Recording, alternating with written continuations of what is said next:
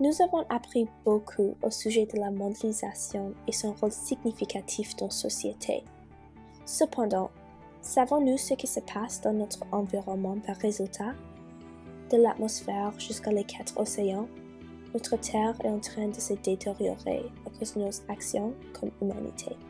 La mondialisation crée une concurrence mondiale qui stimule les activités économiques qui appauvrissent l'environnement et ses ressources. Aujourd'hui, les 10% les plus riches de la population consomment 59% des ressources mondiales, tandis que les 10% les plus pauvres ne représentent que 0,5% de l'utilisation. Avec toutes ces ressources exploitées, une grande quantité de déchets est en train de se créer. En tant que société, nous devons nous concentrer sur les sites d'enfouissement. Environ un tiers de la décharge moyenne est constituée de matériaux d'emballage, une cause directe de la mondialisation. Non seulement nous gaspillons des ressources précieuses, mais nous manquons également d'espace sur notre planète. Nous produisons plus de déchets que jamais, mais nous manquons de sites d'enfouissement à un rythme alarmant d'une par jour. En 2013, les Américains ont généré environ 254 millions de tonnes de déchets. En concernant de la Terre, la déforestation est une conséquence majeure de la mondialisation. Pour plusieurs industries, la déforestation semble être une solution pour gagner des espaces et produire plus. Alors, de plus en plus, les forêts sont détruites pour faire face à des usines et à des entreprises. Depuis 1950, près de la moitié des forêts tropicales a été détruite. L'agriculture est la principale cause de déforestation. Plus le nombre de forêts défrichées est grand, plus il y a espace pour offrir aux clients de la mondialisation des produits. Mais ce n'est pas seulement la terre qui est exploitée. La mondialisation a également des répercussions sur nos océans. Avec des gros bateaux qui transportent des objets à l'étranger et des emballages gigantesques, nos eaux sont polluées. Cela a tué de nombreux organismes sous-marins et a laissé de nombreux produits chimiques dans l'océan. L'élimination des déchets devient un problème dans le monde entier et nos océans deviennent une fosse d'élimination des déchets géantes.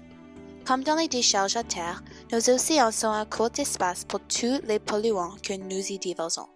Cependant, ce n'est pas seulement l'eau qui est affectée, mais aussi les animaux. Les animaux marins sont exploités de deux manières principales. La première étant la forte demande de poissons. La demande de poissons augmente depuis des décennies.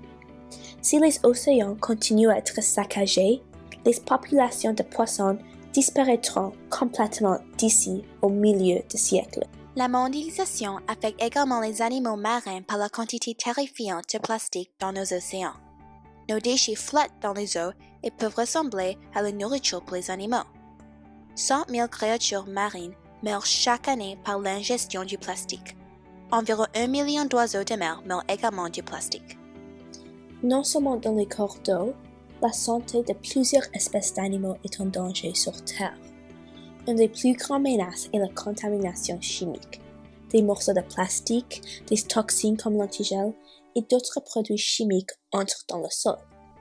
Alors, la vie des animaux se détériore parce qu'ils mangent les plantes contaminées. L'appauvrissement de la qualité de l'air est l'une des principales conséquences de la mondialisation. La combustion de combustible fossile est une des pires causes. De la fabrication à l'exportation des produits, le dioxyde de soufre est émis constamment. Malheureusement, la quantité de toxines libérées augmente chaque jour en raison de la forte demande de produits. Les activités agricoles sont une autre cause pertinente de la pollution atmosphérique. L'ammoniac, l'un des gaz les plus dangereux qui flottent dans notre atmosphère, est dû à la grande utilisation d'insecticides, de pesticides et d'engrais. Si le gaz est respiré, ça peut nuire gravement au foie et au cerveau. Notre santé décline considérablement à cause de la pollution qui nous entoure. Les polluants atmosphériques endommagent le système immunitaire, endocrinien et reproducteur. Cela peut exposer les gens au risque du cancer. Les produits chimiques libérés dans l'air se déposent dans les plantes et une fois dans la chaîne alimentaire, notre santé est en danger. Certaines régions du monde boivent de l'eau gravement polluée. Ceci affecte la santé des gens beaucoup. Si nous visitons une plage polluée, cela pourrait provoquer une hépatite, la diarrhée et plus. En outre, La pollution de l'eau affecte la vie marine qui est l'une de nos sources de nourriture. Alors, la santé des gens est La détérioration de la santé aura des conséquences indésirables.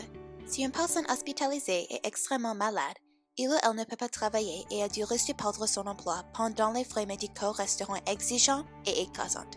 Ce n'est qu'un exemple de la façon dont la mondialisation peut nuire à la santé et compromettre gravement l'avenir.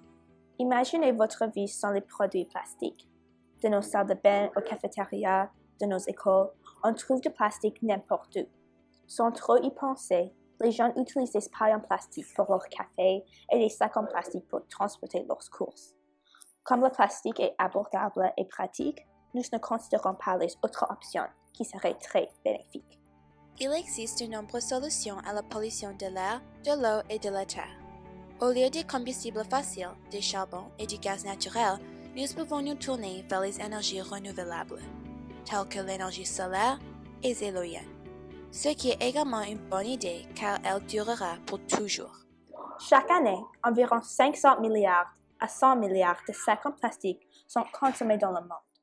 Pour éviter les matériaux non dégradables, nous pouvons commencer par découper les objets en plastique en utilisant des sacs en tissu, des pailles en verre et des bouteilles d'eau réutilisables.